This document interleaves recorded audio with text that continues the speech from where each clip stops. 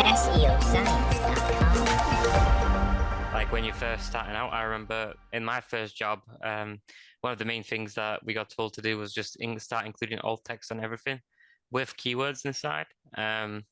That used to be like a strategy that you would use quite often. It's always best to have the keyword in there for the most part. But what's more important is, say there was a person using a screen reader because they can't see, and they are trying to read your website.